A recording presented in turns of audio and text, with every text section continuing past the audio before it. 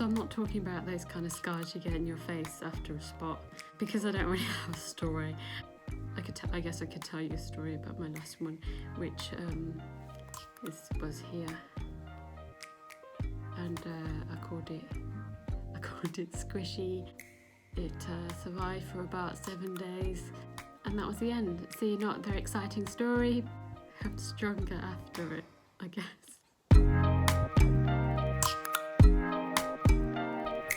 Hi everyone, welcome back to my channel. Now, I wanted to talk to you about scars. I wanted to just spread some positivity, show that you should never be conscious about what they look like and always be proud of those scars. I've had them since I was a baby, so about 10 or 11 weeks old, I had an operation and that gave my first scar. So since then, I've always known I've had one. I've had 2 more operations, so I can show you the latest scars and overall what all my scars look like together. They're all on my stomach from liver transplant and also a recent operation that I had last year in October.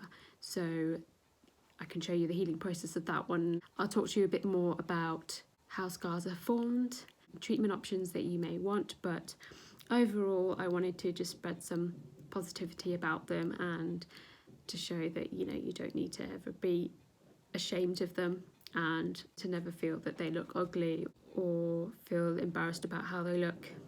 Now, I know that they can differ in size, thickness, where they are, that you've got nothing to be ashamed of really. So I'll go through what mine look like, show you an update. So I took a photo for you this morning so you can see what they look like. I hope you enjoy this video, and if you do, please give me a thumbs up and subscribe to my channel. An operation or any trauma that's caused that opening of the skin. A protein called collagen is released, and that collagen is also used to heal. Once the scar is formed, that collagen increases in amount over the next few months. Over time, it starts to decrease down once it's fully healed.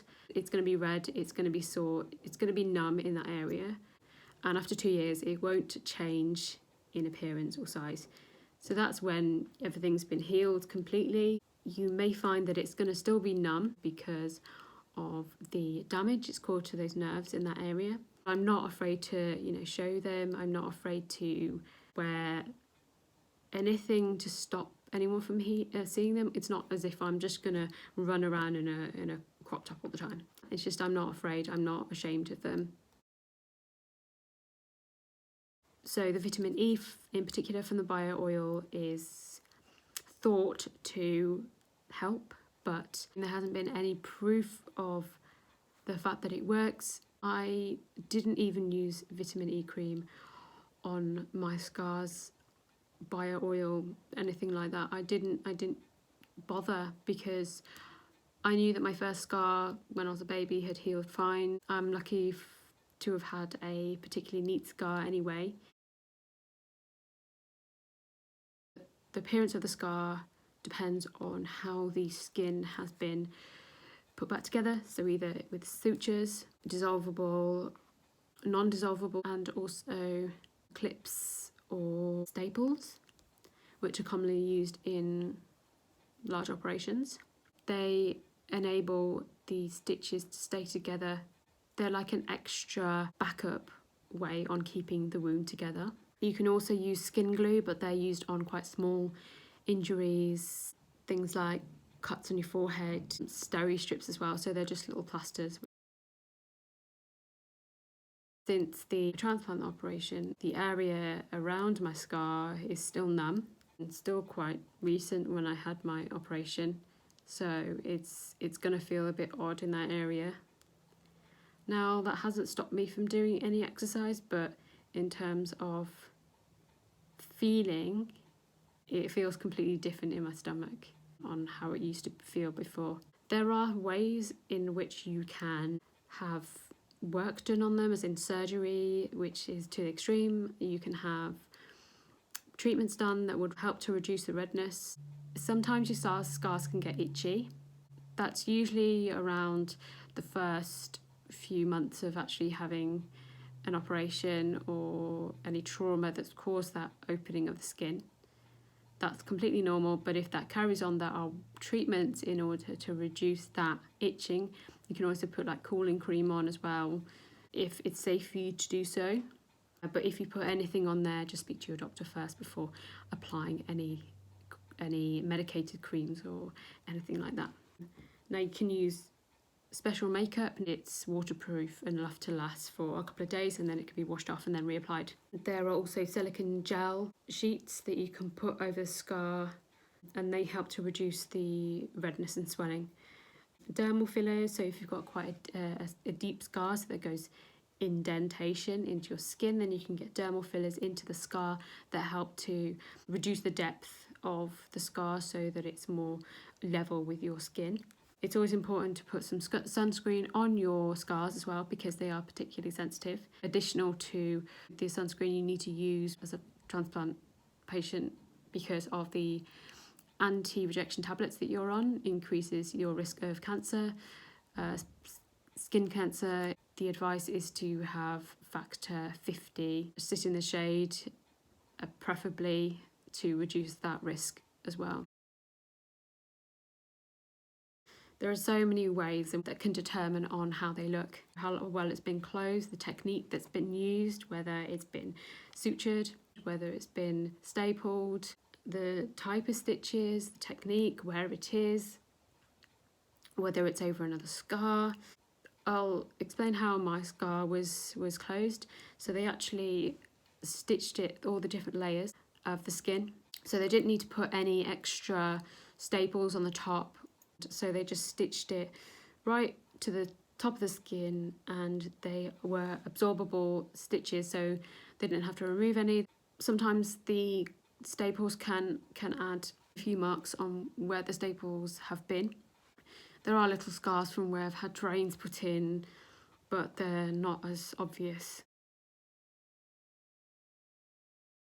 Now I'll go through some stages of my scar. So from when I had my operation, a few months down the line, 2 years down the line, and from a recent operation which I had in October. I'll show you what that looks like now too. Now, because I've got scars all over the place on my stomach, it did look a bit messy when I first had all those operations done. And after the actual operation of my transplant, I had a few issues.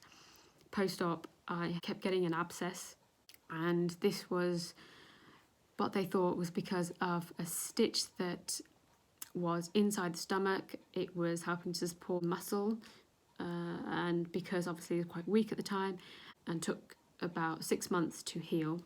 Because my body took it as like a foreign body, it caused a collection of fluid in my stomach, which was the response to my body disliking this foreign body. I had to go in and out to drain this abscess, because it came up about 4 times.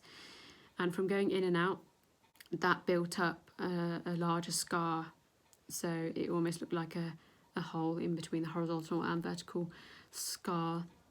Now I'll put some photos up just for you to see what my scars look like. And I've got a picture here of what it looked like after the operation. Now this photo, you can see it takes up a lot of my stomach size, and it's particularly red and swollen, and that area will swell up because obviously the inflammation from the size of the operation and how much they have to delve into the stomach. After watching a liver transplant myself, they have to really go inside, take this out, and replace this. You're on the operating table for a while, so you'll get a lot of pain and swelling in that area, but the scar will probably look the worst that you would ever see it, so I wouldn't worry straight away on how it would look. I don't think you'd even care about how it would look at this stage, because you'll be glad to even have that operation. You'd be glad to be alive, so I don't think it would even cross your mind. You need to be careful about movement, avoid straining yourself, avoid doing anything that could increase the risk of that scar opening. There's a picture here that you can also see the area on where I also had those abscesses. So you can see in the middle of my stomach, there's like a red hole. and you can visually see still my horizontal and vertical scar. So the scar that you have after transplant is usually a Lexus scar. Now, coming up to October last year, this is another photo of how my scar looked. And this is when I had the most recent operation, which was within the horizontal scar area. And you can see it's red there, but not the vertical scar. This is just the natural healing process. And don't forget, I didn't use any vitamin E creams. I wanted to just see how well it would heal naturally, because I knew that there had been no evidence that it was going to work. Then I didn't feel the need to use it. And obviously, not needing to use it throughout my life with the previous operation when I was a baby. Now, you can't really see the first scar I'd ever had, but if you look closely, it's around where my rib cage is, just underneath there, and that's very light in colour. It's not that deep, it doesn't protrude outwards, it doesn't go inwards. It's just been stretched over time because obviously I've grown from since I was very young. Now, this last photo is a photo of myself currently, so this was taken this morning, and you can see that my scars are not even that obvious. If you knew that I'd had an operation, then you would probably notice. So as you can see, you can still see that scar, which was created over 6 months ago. That's gone over the top of my original transplant scar, just the horizontal one, and slightly over the vertical actually. So you can see slight redness in, and I believe that would improve over time. But I'm not afraid to, wear a bikini, wear a crop top, wear a sports bra or anything like that. Nothing's stopping me from feeling confident in anything else, because I don't even think they're that obvious. It shows that you've become a stronger person because of what you've been through, and I believe you should just wear them with pride. And that's how I feel when I've had my scar. I don't feel embarrassed of what's there. I don't feel as if I've got anything's just weird about me. I'm not a normal person. Like, I don't really care about what other people kind of think, like not in a rude way, but I mean just like it doesn't bother me too much. If someone's looking, I don't expect them to be thinking, what is that? They'd probably be curious about what I've had done or what I've been through. No one's ever actually come up to me and asked, but I do get a few people staring. Yeah, I mean, I expected that, but don't most people stare at things that are a bit different? And it's not a negative thing, it's just that they've noticed it. It's something unique about you, and I think that you should just remind yourself that you've been strong, been through a difficult time in your life, you've come out stronger, you've got a scar to prove it, and you should wear it with pride. Now, I really do hope that this video has helped others on the way they feel. And I know it's probably, like I said, easier for me to feel more confident about mine because they have healed quite well. Once you've had your operation, or any operation for that matter, I would not fixate on how the scar's going to look. Think about the positive side of it. A scar is a small price to pay for what you've been through, depending on how big or little your operation is, or the trauma, or the way that the skin had become open. It's a story that reminds you how strong you are. Thanks for watching, and I really hope you enjoy this video. Like I said, please give me a thumbs up and subscribe to my channel. If you've got any requests for any videos you'd like me to record, then please let me know in the comment below. Stay safe, everyone. Thanks for watching, and see you in the next video. Bye.